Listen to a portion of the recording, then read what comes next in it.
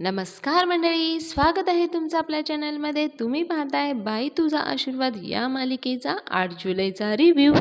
आजचा भागही मंडळी खूप अप्रतिम आहे. शेवटपर्यंत नक्की पहा. तर आजच्या भागाच्या सुरुवातीला आपण पाहतोय सुलक्षणा खूप छान तयार होऊन वडाची पूजा करण्यासाठी जात असते. ती बाहेर येते, तिला अण्णा दिसतात.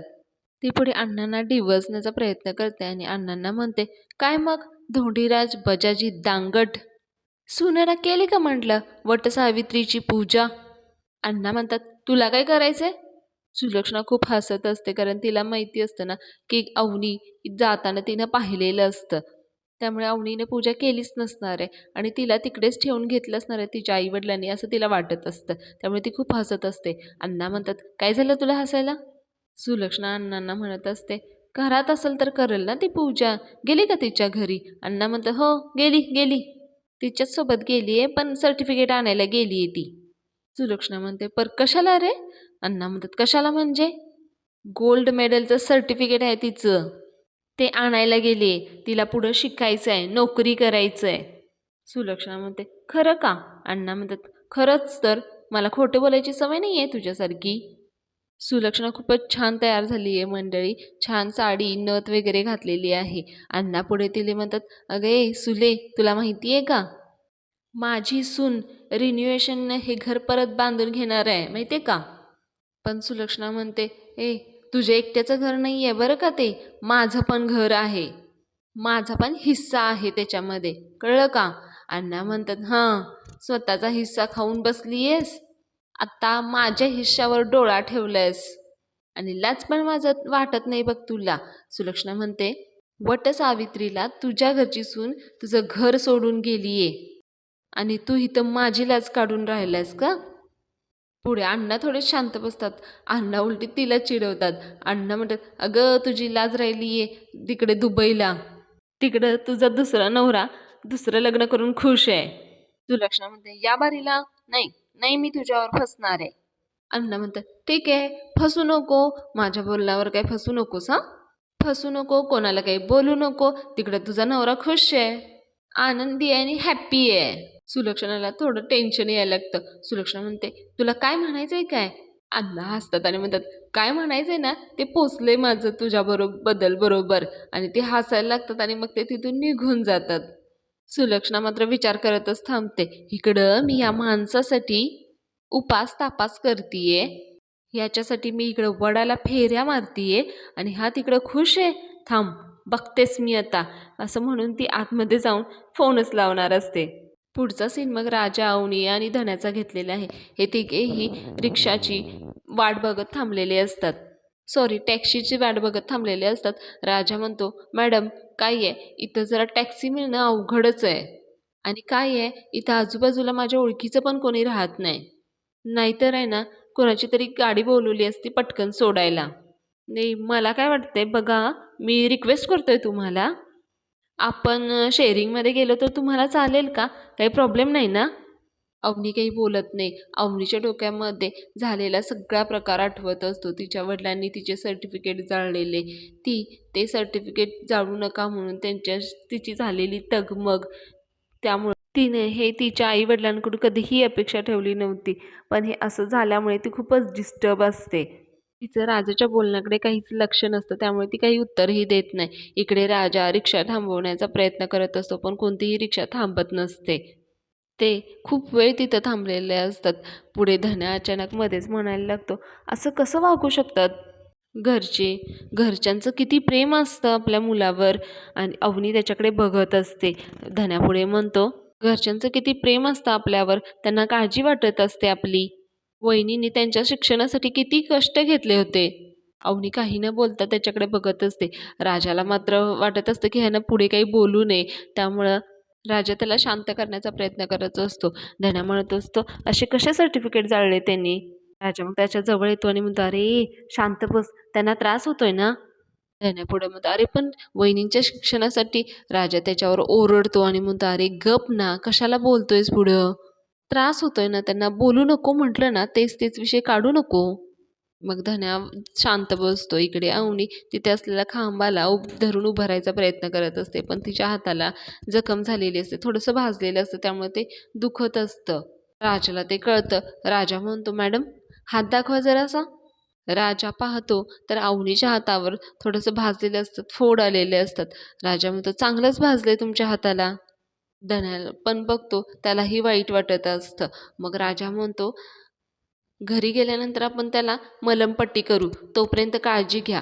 तो हात वापरू नका तुम्ही, म्हणजे कमी वापरा आणि उघडाच ठेवा हा हात. राजाला खूप काळजी वाटत असते अवनीची. पुढे मग राजा अवनीला म्हणतो, बरं तुम्ही इथं बसून थोडंसं जेवून घेता का? खाऊन घेऊया काहीतरी. मग तो धन्याला म्हणतो, ए धन्या, डबा आणलायस ना तू? धन्या म्हणतो, हो हो, दिलाय, यशादाने डबा दिलाय.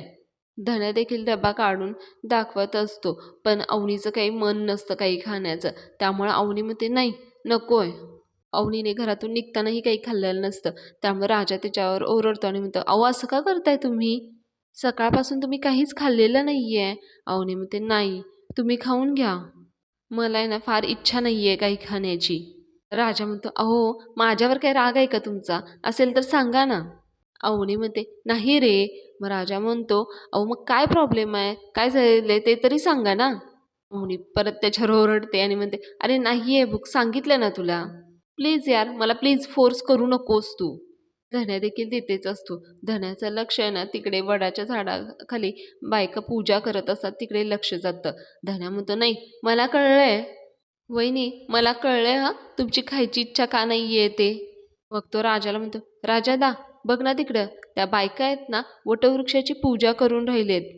आहुनीला म्हणतो, वहिनी तुम्हाला वटसावित्रीची पूजा करायची आहे ना, आणि व्रत पण करायची इच्छा आहे ना तुम्हाला? अवनी काहीच बोलत नाही. धन्यापुढे म्हणतो, बरं आपण असं करूया, तुम्ही वटाची पूजा करा, मग नंतर आपण सगळे एकत्र बसून खाऊन घेऊया. अवनी धन्याच्या कोणत्याही गोष्टीला उत्तर देत नसते. इकडे राजा म्हणतो, अरे चुप, शांत बस. त्याला प्रयत्न करत असतो सांगायचा, पण तो ऐकत नाही. मग राजा विषय बदलून त्याला म्हणतो, तू एक काम कर, पाणी मिळते का बघ जा कुठं तर. धन्या म्हणतो, अरे राजादा आता पाणी कुठं? राजा म्हणतो, अरे शोध ना कुठं तर, हे घे पैसे घे आणि शोध पाणी कुठं मिळते बघ, वहिनीला पाणी घेऊन ये जा. जाणार अरे. मग धन्या देखील पाणी आणण्यासाठी जातो. धन्याला राजा काही खरं सांगू शकत नसतो ना, त्यामुळे तो त्याला कसं तरी करून तिथून घालवतो.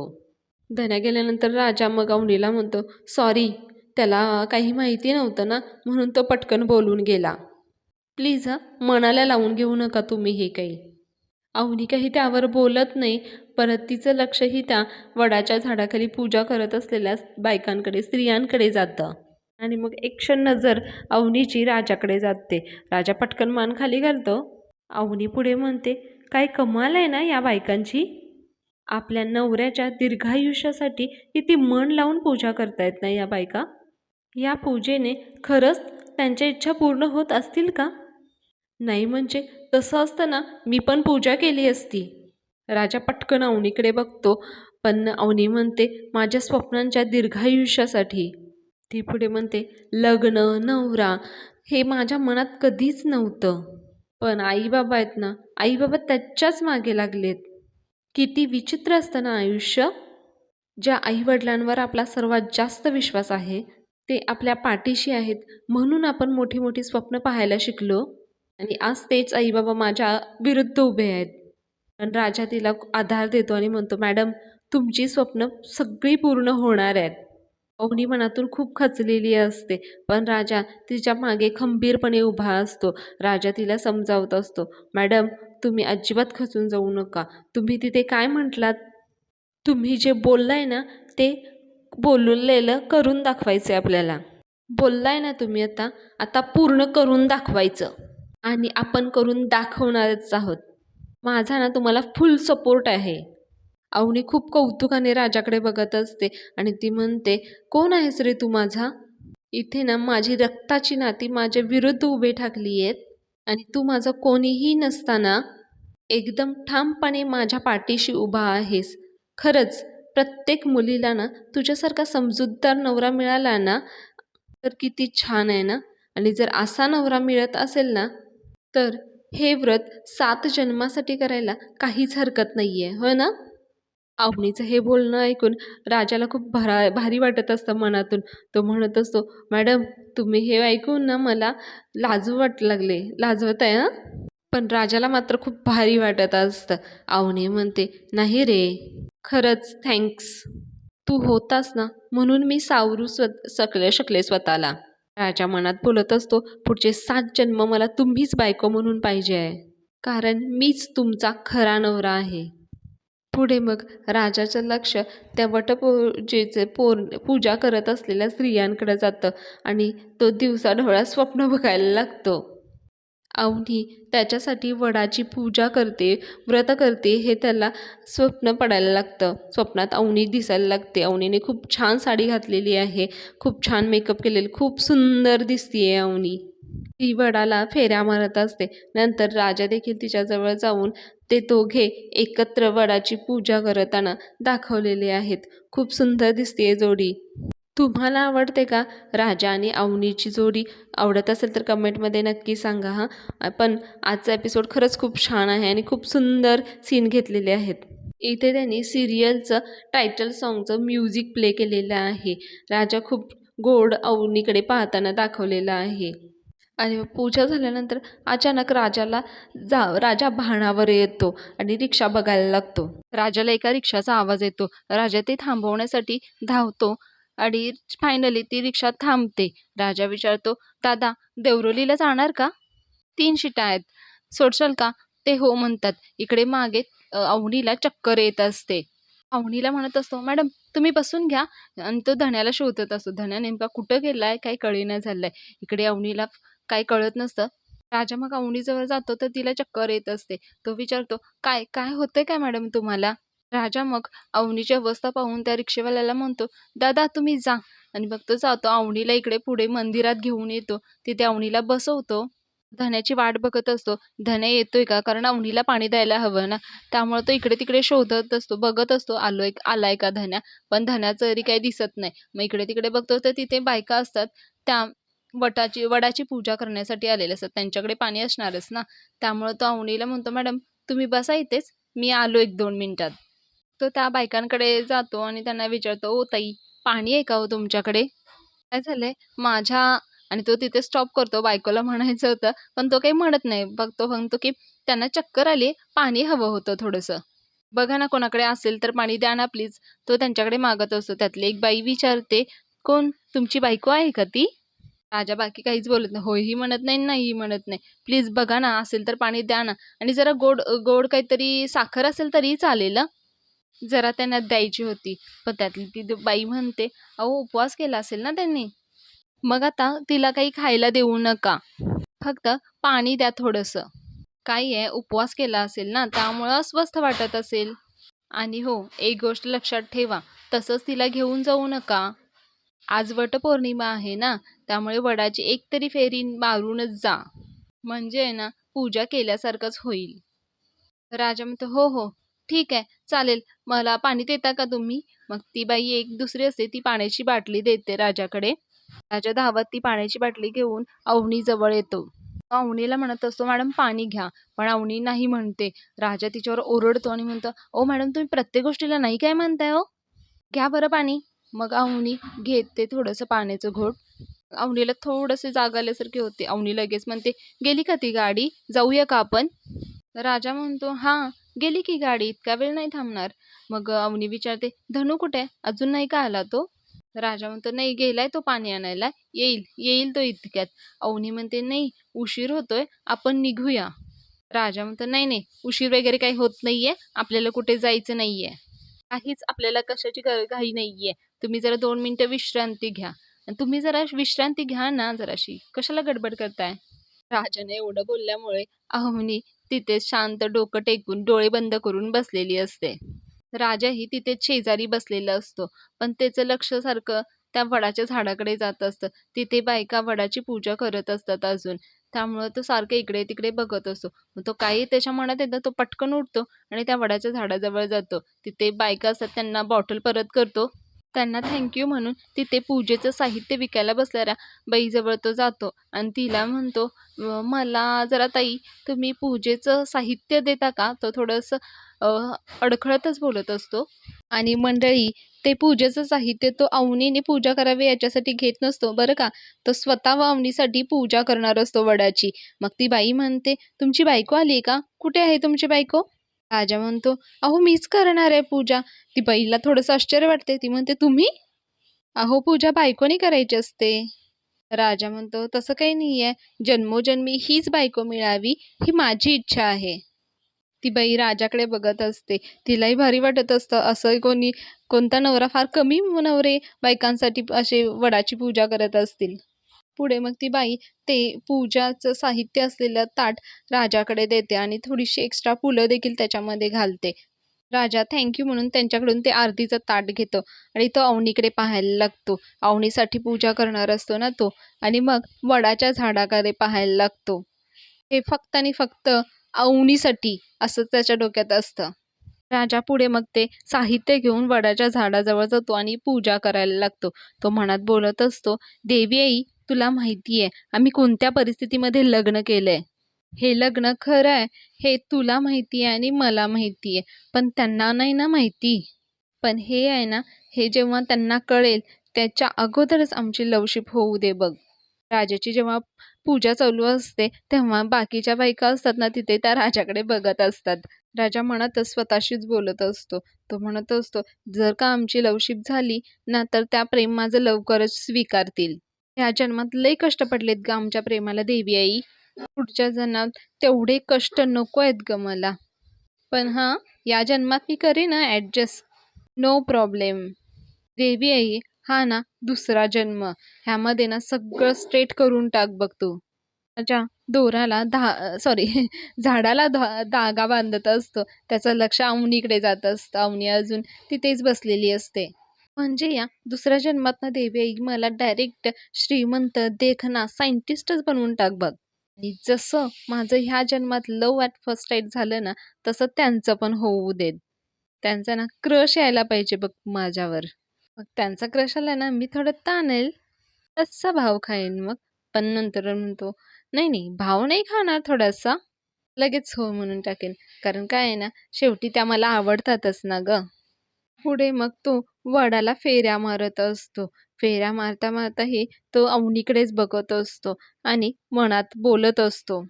आणि ह्या जन्मी बघ देवी आई, तुला मी क्लिअर कट सांगतोय बघ, या जन्मी ना आमचं अरेंज मॅरेज होऊ दे. लव्ह मॅरेजची ना जिगजिगच नको बघ. डायरेक्ट लग्नानंतर मी त्यांच्या प्रेमात आणि त्या माझ्या प्रेमात पडल्या पाहिजेत. म्हणजे सगळं कसं फुल अँड फायनल झालं पाहिजे बघ. असं तो विचार करत फेऱ्या मारत असतो. त्याचं लक्ष नसतं धन्या तिथे आलेला असतो. धन्या लांबूनच विचारत असतो राजाला, अरे काय चाललंय तुझं?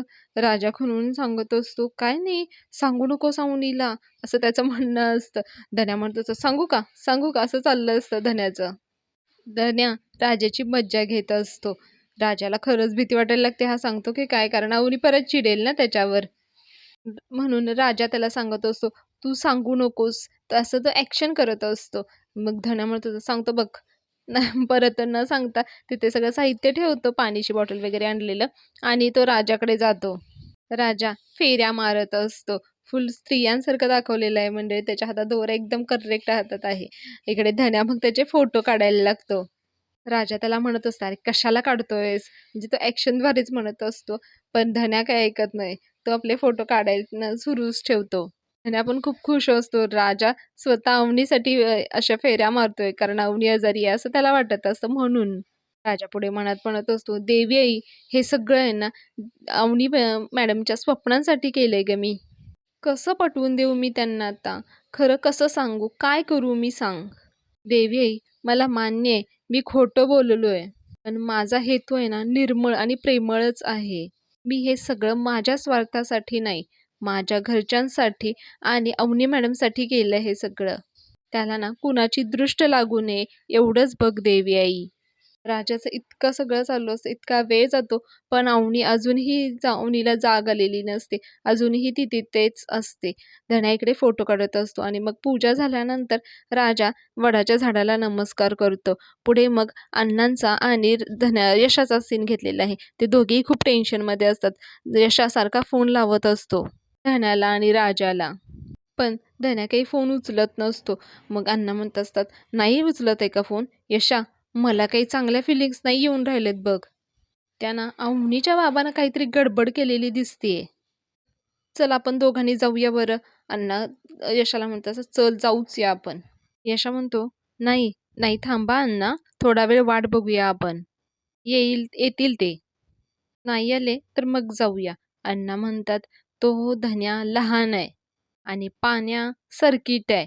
त्या दोघांच्या ऐवजी तू जायला पाहिजे होतंस. अरे डांगटांची सून आहे ती, सेफ असली पाहिजे." अण्णांना आणि यशाला इकडे खूप टेन्शन आलेलं असतं. त्यांना अवनीच्या वडिलांनी काही केलंय का याचीच भीती वाटत असते. इकडे राजाची पूजा करून झालेली असते. धन्या तिला चिडवत असतो.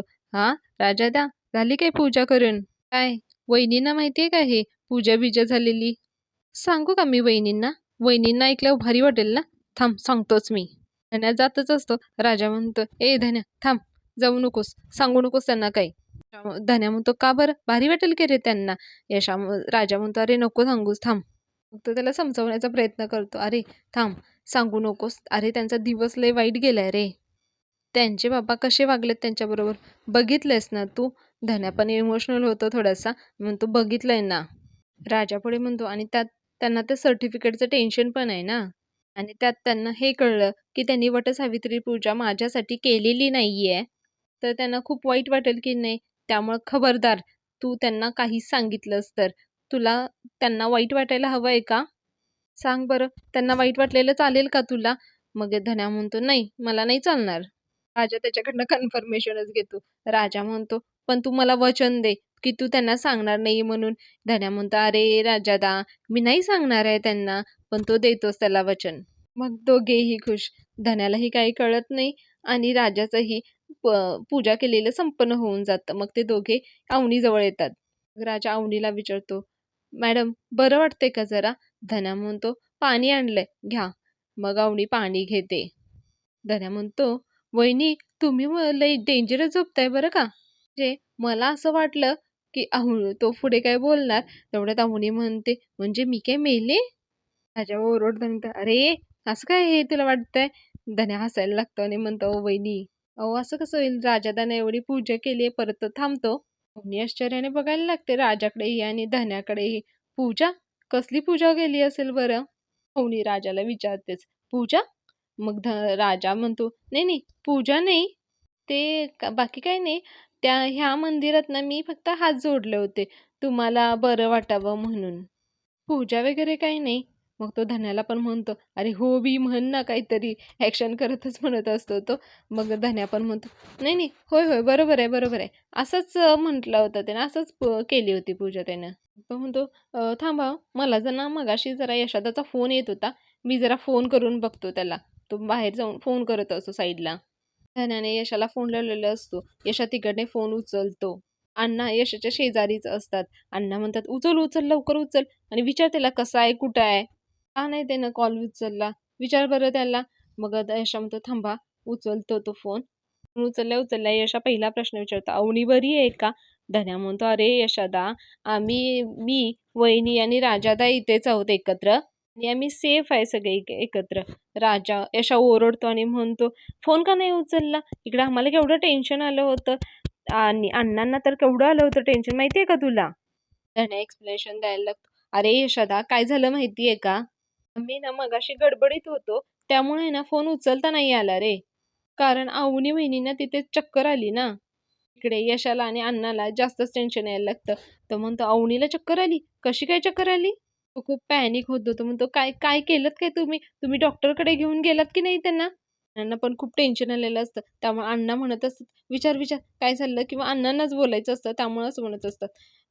यशा म्हणतो, "अहो अण्णा थांबा, विचारून राहिलो ना मी. काय झालं? तुम्ही नेलत ना डॉक्टरकडे? काय काय झालं काय? त्यांच्या घरात काही प्रॉब्लेम झाला काय?" धन्या म्हणतो, "नाही, काही झालेलं नाहीये यशोदा. वहिनी आता ओके आहेत. काही टेन्शन घेऊ नको तू." यशा म्हणतो, "नक्की ना?" धन्या म्हणतो, "हां, नक्की कन्फर्म." यश अण्णांना देखील सांगतो, "आहे, नीट आहे अवनी म्हणून." यशा पुढे विचारतो, "बरं, त्यांच्या घरच्यांनी त्यांची सर्टिफिकेट कागदपत्र दिली ना सगळी?" धन्या थोडासा पॉज घेतो आणि डोक्याला हात लावत असतो. कसं सांगायचं? मग तो सांगतो, ते ना सर्टिफिकेटचा थोडा प्रॉब्लेमच झाला. तेच हा सीन कट करून अवनी आणि राजाचा सीन घेतलेला आहे. राजा अवनीला म्हणत असतो, "अजून थोडा वेळ बसायचं असेल ना, तर बसा. काही प्रॉब्लेम नाहीये." अवनी म्हणते, "नाही, नको. निघूया आपण आता इथून."